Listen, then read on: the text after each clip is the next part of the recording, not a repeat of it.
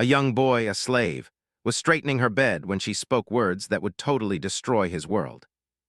"You're handsome, you know that."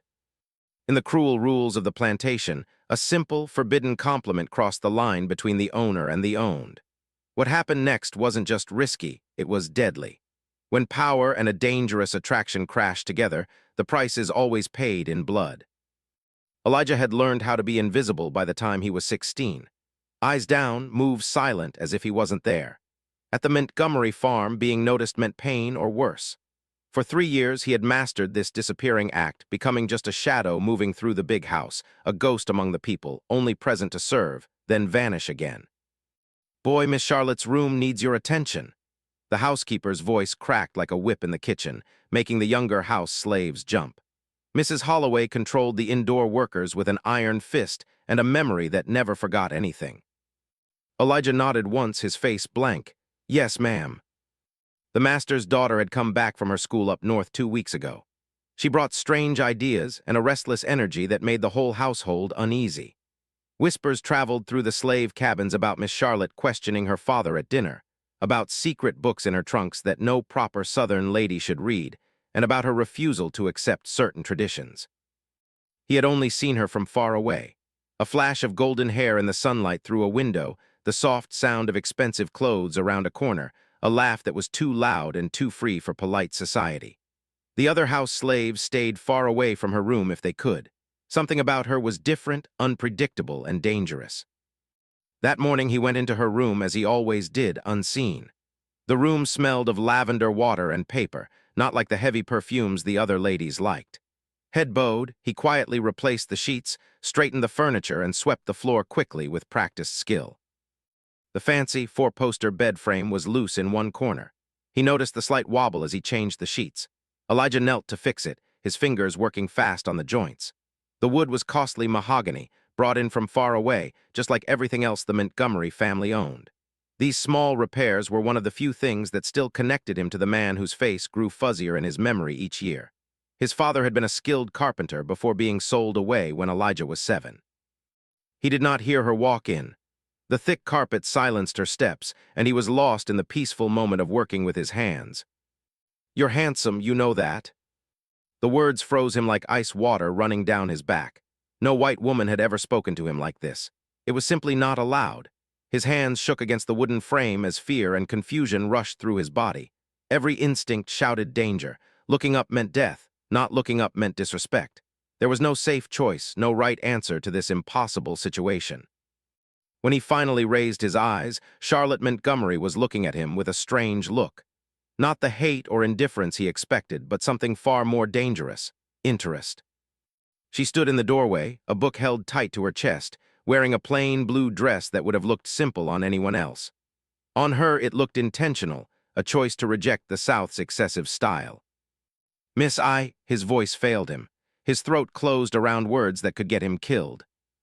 "You don't have to be afraid," she said, stepping closer. The floorboards creaked under the carpet. "I'm not like them." But she was like them. The same blood ran through her veins as the master who had ordered a man whipped to death last spring for looking at a white woman for too long. The same privilege wrapped around her like an invisible shield, protecting her from consequences while he lived and died by her family's sudden choices. And they both knew it. "I'm nearly finished, miss," he managed, his eyes dropping back to the floor where they belonged. The bed frame needed tightening. "What's your name?" she asked, ignoring his attempt to become invisible again. The question hung between them, simple on the surface, yet full of danger. Names had power. Names meant you were seen. Names turned property into people. "Elijah," he whispered, the admission feeling like a stone dropping into still water, creating waves that spread beyond his control. "Elijah," she repeated as if tasting the word. "Thank you for fixing my bed, Elijah." As he rushed out of the room that day, his heart pounding hard against his ribs, tools clenched in his white-knuckled hands, he couldn't know that Charlotte's sudden words weren't just dangerous for him. They would wake up something in her that threatened everything her family stood for and everything that kept him alive. That night, lying sleepless on his thin mattress in the small space he shared with 5 others, Elijah relived those moments over and over. He knew better than to mention the meeting to anyone. Old Joseph, who had survived 60 years on plantations, always said that dangerous knowledge was best buried deep. But as dawn approached, bringing another day of serving, Elijah realized with growing fear that something basic had changed. For the first time in years, he had been seen, not as property, but as a person, and nothing was more dangerous on the Montgomery plantation than being truly seen. Charlotte Montgomery had never thought of herself as a rebel until she spent 2 years at Miss Porter's school in Connecticut. There, among the daughters of people who wanted to end slavery and women who fought for the right to vote, she found out that the world she knew was built on careful lies. Returning to her father's plantation felt like walking back into a suffocating dream, where everyone played their parts without question. "You've changed, Charlotte," her father had noted over dinner their first night, his tone making it clear this wasn't a compliment.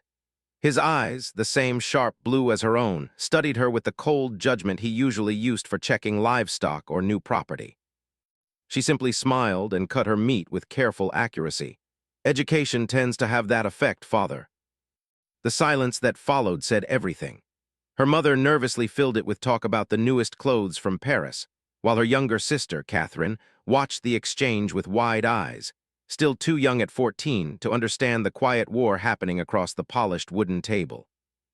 Now alone in her room after her moment with Elijah, Charlotte walked back and forth, her thoughts rushing like wild horses. The thick carpet muffled her steps as she moved from window to bed to writing desk and back again. She hadn't planned to talk to him. The words had simply popped out before she could stop them, but they were true. Unlike the other house slaves who kept their eyes down and moved with careful silence, there was a quiet honor in the way he carried himself, a small spark not yet put out by the system that crushed spirits that her father called proper management. Charlotte stopped at the window, looking out over the neat gardens where her mother's prized roses bloomed in perfect rows. Beyond them stretched the cotton fields, and further still, the small cluster of simple cabins where the field workers lived. She had never been allowed to visit that part of the plantation. "No place for a lady," her father had always insisted.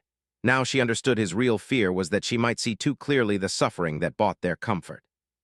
She picked up her journal, covered in soft leather, a going-away gift from her roommate up north, Abigail. Opening to a fresh page, she paused, her pen hovering above the blank paper. How could she possibly describe the complex feeling she'd had when Elijah's eyes met hers? Her northern friends would be shocked by her thoughts, but for completely different reasons than her southern family would be. The people fighting to end slavery spoke of slaves as faceless victims to be saved, not as individuals with their own good looks and complex feelings. Neither view allowed for what she had just felt, a moment of real human recognition that had left her breathless. After several false starts, she wrote simply, "Today I saw someone truly for the first time, not as my father's property, but as a man with thoughts and feelings as real as my own. I spoke without thinking and may have put us both in danger. Yet I cannot bring myself to regret it." The dinner bell rang, its clear sound cutting through her thoughts. Charlotte closed the journal and hid it beneath her mattress, a hiding place as childish as it was needed.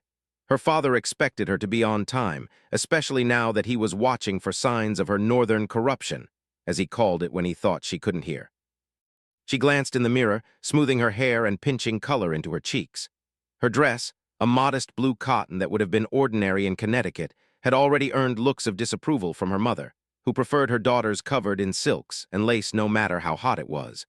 But Charlotte had returned with more than just ideas. She had developed a preference for simple things that felt like a quiet rebellion against Southern excess. Downstairs, the dining room shone with polished silver and crystal, a temple to Montgomery's wealth. Candles flickered in silver holders, casting moving shadows across the patterned wallpaper. Her mother sat stiffly at one end of the table, already sipping her first glass of wine. 3 place settings waited on the white tablecloth. The fourth, Catherine's, was clearly missing. "Charlotte, darling," her mother said with a forced warmth that never quite reached her eyes, "your father tells me Thomas Wilkes will be joining us this evening." Charlotte's stomach tightened as if pulled by invisible corset strings. Thomas Wilkes was 35, a widower with political ambitions and 3 farms bigger than her father's. His first wife had died in childbirth the year before, along with the baby. His interest in Charlotte had been clear even before she left for school, though she had been barely 17 then. "How thoughtful of father to plan company without telling me," she replied, taking her seat and adjusting her napkin with overdone care. Her mother's smile became thinner, the wrinkles around her mouth deepening. At 42, Eleanor Montgomery was still beautiful, though the years of southern summers and the strain of keeping up perfect appearances had begun to mark her face. A lady should always be ready for guests, perhaps if you spent less time with your books and more time on your appearance. The criticism hung in the air as the door opened. Elijah entered with a silver tray of glasses, his face now a perfect, unreadable mask, as if carved from dark wood. Charlotte felt heat rise to her cheeks as he moved silently around the table, filling water glasses without looking at anyone. His fingers, she noticed, were long and elegant, moving with a precision that showed natural skill. "That will be all." Her mother dismissed him with a wave, not bothering to look at him directly. Charlotte watched him disappear through the service door, wondering if their earlier talk had been a dream. The difference between the young man who had looked at her with such startled humanity and this carefully blank servant made her chest ache with a feeling she couldn't name. Shame, perhaps, or something dangerously close to anger. "Where is Catherine this evening?" she asked, desperate to steer her thoughts elsewhere. "Your sister has a slight fever. Mrs. Holloway is taking care of her," her mother replied. "Nothing serious, but we thought it best she rest, especially with Mr. Wilkes visiting." Charlotte nodded, relieved for her sister's sake. Catherine was still innocent enough to be impressed by Thomas Wilkes' wealth and position. She didn't yet recognize the calculating ambition behind his charm. The main doors opened grandly as her father entered with Thomas Wilkes' clothes behind. Both men were laughing at some shared joke.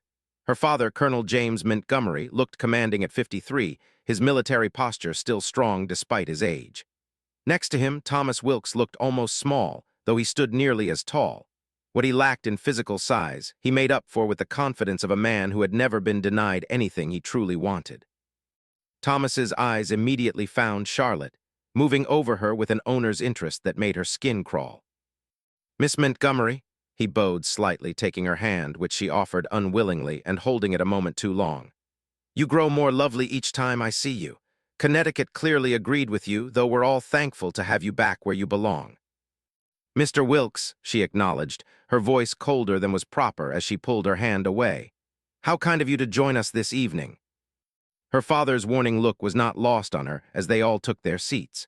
The first course arrived, a turtle soup that had been one of Charlotte's favorites before she left. Now the rich broth turned her stomach slightly as she thought of the kitchen slaves who had been preparing this meal since dawn. "Thomas has just returned from Charleston," her father announced as they began eating. "The mood there is quite serious. Governor Gist believes separation may be unavoidable if Lincoln wins the election." "Surely it won't come to that," Charlotte's mother whispered, clearly uneasy with political talk at her dinner table.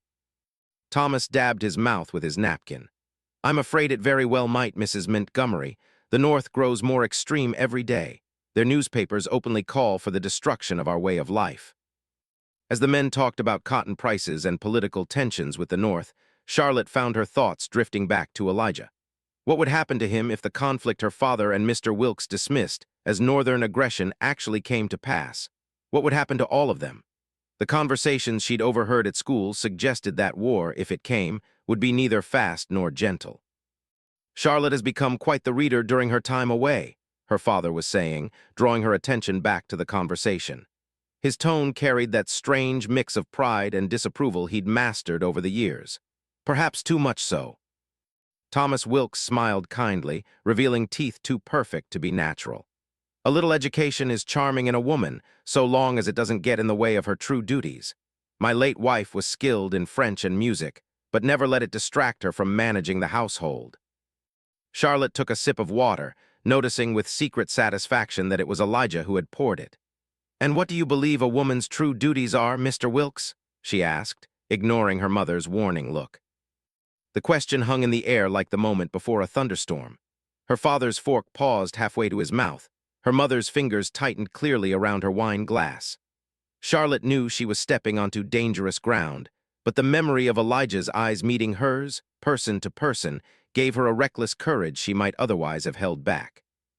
"To bring beauty and comfort to her husband's life, of course," Thomas replied smoothly, though a slight tightening around his eyes suggested her question had bothered him.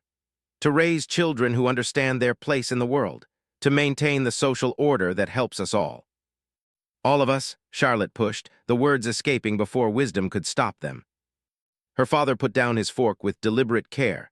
The soft clink against the fine china was somehow more threatening than a shout would have been. Charlotte, perhaps you could check on dessert. I believe Mrs. Holloway mentioned a special syllabub in honor of Mr. Wilkes' visit. It wasn't a suggestion. Charlotte rose, feeling 3 pairs of eyes follow her as she left the dining room. In the hallway, she leaned against the wall, breathing deeply to calm her racing heart. What was wrong with her? 2 years away had not only changed her thoughts, but loosened her tongue in ways that could only bring trouble. Her father's patience, never great, was clearly running thin. A movement caught her eye. Elijah was carrying a tray of dessert plates toward the dining room. For a brief moment, their eyes met again. This time she saw something new in his gaze, caution, certainly, but also curiosity, perhaps even a flash of respect. He passed by without a word, keeping the invisible wall between them, but Charlotte knew something fundamental had changed. 5 simple words had created a dangerous connection that neither of them wanted, but that now seemed impossible to cut. "Miss Charlotte," Mrs. Holloway appeared from the kitchen, her large body blocking the hallway. "Your father sent for you." "He wanted me to check on dessert," Charlotte replied, straightening her posture. The housekeeper's expression suggested she didn't believe this explanation for a second, but years of service had taught her to be quiet. "It's ready to be served. Shall I tell him you're returning?" Charlotte nodded, smoothing her skirts and preparing to face the results of her boldness. As she composed herself to return to dinner, she realized with sudden clarity that words once spoken could never truly be taken back. They lived on in the space between people, creating invisible bridges that could either save or destroy, and she had no idea which fate awaited them. When she re-entered the dining room, the talk had moved to safer ground, the upcoming harvest ball at the Wilkinsons' plantation. Her mother's relief was clear as Charlotte took her seat without causing any more trouble. "Thomas has kindly offered to walk you to the ball," her father told her, his tone making it clear this was a decision, not a suggestion. Charlotte looked across the table at Thomas Wilkes, whose smile reminded her of the alligators that hid in the swamps beyond the plantation, patient hunters, sure that their prey had nowhere to run. "How thoughtful," she managed as Elijah appeared at her side with the syllabub, a dessert of whipped cream and wine that had once delighted her childish taste. As he served her, his sleeve brushed against her shoulder, the lightest of touches, possibly an accident. But in that brief contact, Charlotte felt a jolt of awareness that made the fine hairs on her arms stand up. When she looked up, his expression remained perfectly neutral, showing nothing. "Thank you," she said quietly, the simple politeness earning her another sharp look from her father. One did not thank property for doing its job. This was another rule she had forgotten or chosen to ignore. Thomas Wilkes watched the exchange with narrow eyes, missing nothing. "Colonel," he said after Elijah had left the room, "I've been meaning to praise you on your staff. Well-trained servants are increasingly rare these days." "Discipline is key," her father replied, "particularly with the troubling ideas spreading from the north. I've had to make examples more frequently than I'd like." Charlotte's appetite completely disappeared as she understood the real meaning behind her father's words. The whipping post stood in plain view of the slave quarters, a deliberate reminder of the results of not obeying. "Indeed," Thomas agreed, his eyes sliding to Charlotte. "The young must be taught proper respect for tradition, whether they be servants or family." The threat, however subtle, was unmistakable. As Charlotte forced herself to take a bite of the too-sweet dessert, she realized that she had underestimated the danger, not just to herself, but to Elijah. In the world of the Montgomery plantation, even the smallest kindness across the line of race could be seen as an uprising, and uprising was punishable by death. Elijah's hands trembled as he scrubbed the dinner plates in the kitchen. The evening had stretched his nerves to the breaking point. First, the unexpected meeting with Miss Charlotte in her bedroom, then serving dinner while pretending nothing had changed. Worst of all was overhearing the Colonel's casual mention of making examples, while Thomas Wilkes watched with approval. The words had settled in Elijah's stomach like stones, heavy with hidden danger. The kitchen was suffocating despite the late hour, heat pouring from the cast iron stove where tomorrow's bread would rise overnight. Sweat ran down his back as he quietly cleaned each piece of the Montgomery's fine china, brought in from England at great expense, as Mrs. Holloway reminded the kitchen staff whenever they handled it. One broken plate could mean a whipping. One chipped teacup could mean missed meals. The monetary worth of each piece was far more than most slaves would earn if they worked their entire lives as free people. "You sick, boy?" Mrs. Holloway asked sharply, noticing his distraction. The housekeeper missed nothing in her area. At 58, she had survived 3 generations of Montgomery masters by being more watchful than they were, by seeing problems before they began. Her position offered relative comfort but demanded complete loyalty to the family over her own people. "No, ma'am," he replied, steadying his hands through pure will. "Just tired." She studied him with narrow eyes, the deep lines in her dark face showing decades of watching, waiting, and enduring. "Well, finish up those plates properly. No time for tiredness when there's work to be done." Her tone softened almost slightly. "And mind you, don't cut yourself on that cracked one. Master's been in a bad mood since Miss Charlotte came home." The warning was clear. Mrs. Holloway had seen something. Perhaps in his look when serving Miss Charlotte, perhaps in the way the Colonel had watched him. She wouldn't ask directly. Direct knowledge was too dangerous. But she had survived by sensing trouble before it arrived. And now she sensed it around Elijah. "Yes, ma'am," he murmured, focusing closely on the plate in his hands, a delicate thing with hand-painted roses around the edge. He wondered briefly about the hands that had created it. Were they free hands? Did the artist ever imagine their work would be touched by someone who was considered property, just as the plate was property? The kitchen was busy as the house slaves finished their evening duties. Lucy, a girl barely 13, swept the floor while humming softly to herself, a tuneless song that somehow made the work seem lighter. She had been brought up from the fields just 2 months ago when the previous housemate had been sold to cover the Colonel's gambling debts. Her eyes still held the worried look of someone expecting to be sent back at any moment. Old Samuel polished silver with great care in the corner, his knotty fingers somehow still managing the delicate work. At 70, he was the oldest slave on the plantation and the only one who remembered the Colonel's father. This gave him a certain status, though it wouldn't protect him if he became too weak to work. In the corner, Bessie nursed her baby while preparing tomorrow's bread dough, her movements skilled despite her exhaustion. The baby, just 6 weeks old, had been allowed to stay with her only because Mrs. Montgomery believed it improved the quality of Bessie's cooking to keep her calm. The Colonel had wanted to send the infant to the quarters to be raised by the older women who looked after the slave children while their parents worked the fields. None of them spoke about what they'd overheard from the dining room. Dangerous knowledge was best kept quiet. Words had power, power to comfort, but also power to condemn. In the slave quarters, parents taught their children early, "Keep your thoughts behind your teeth. Let your face tell the master's story, not your own." When Elijah finally finished his tasks, the large clock in the hallway was striking 11. His body ached for sleep, but his mind raced with thoughts of Miss Charlotte, the way she'd thanked him at dinner, a small act that could bring punishment to them both. The Colonel had noticed. So had Thomas Wilkes. The memory of Wilkes' cold, calculating look made Elijah's skin crawl. There was something aggressive in the way the man watched both him and Miss Charlotte as if they were pieces in a game only he understood. Elijah carefully hung the damp cloth over the drying rack, nodding good night to Mrs. Holloway, who would be the last to leave the kitchen. As head housekeeper, she slept in a small room off the main house rather than in the quarters.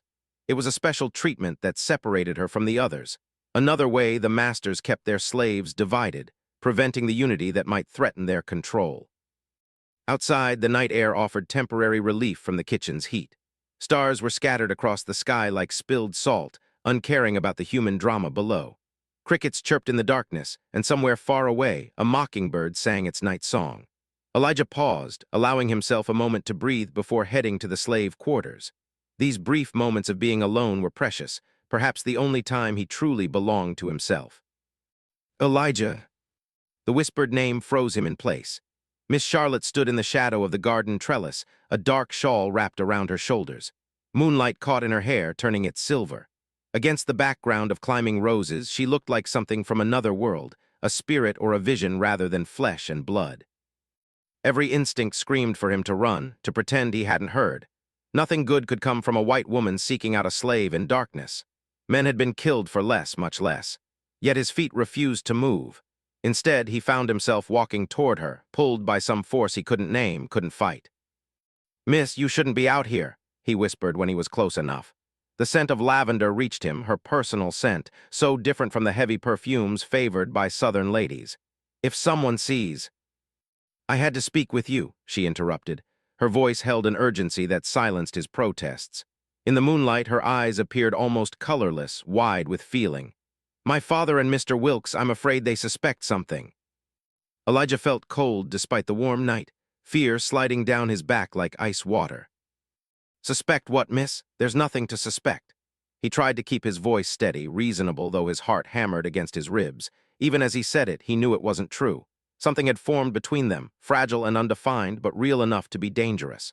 A recognition, perhaps, an acknowledgement of each other's humanity in a place designed to deny it. And on the Montgomery plantation, such recognition was a threat to the very foundations of their world. Charlotte glanced toward the main house, her profile sharp against the darkness. A single light still burned in the colonel's study window. "My father mentioned making examples. I've seen what that means." She turned back to him, eyes bright with emotion that might have been tears. "I couldn't bear it if you were punished because of me." The concern in her voice was so real it made his chest ache. White people didn't worry about the pain of slaves. It simply wasn't done. Pain was a tool, a necessary part of the job like the plow or the cotton gin. Yet here she stood, risking her reputation and safety because she feared for him. The realization was confusing, like the ground shifting beneath his feet. "Miss Charlotte," he said carefully, aware that every word might be his ruin, "you need to forget what happened this morning, for both our sakes." He glanced toward the quarters where he should already be, where his absence might soon be noticed. "Some things can't be changed, not by you, not by me." "I can't," she replied simply, her chin lifting with a stubborn strength he was beginning to recognize. "I've spent 2 years learning to see clearly. Elijah, I can't go back to blindness." A night bird called from the darkness, its cry like a warning. From the direction of the fields, a dog barked once, then fell silent. Elijah shifted uneasily, aware that every moment they spent together increased the danger greatly. The night had eyes. Slaves who might report to gain favor, white overseers making their rounds, even family members who might glimpse them from a window.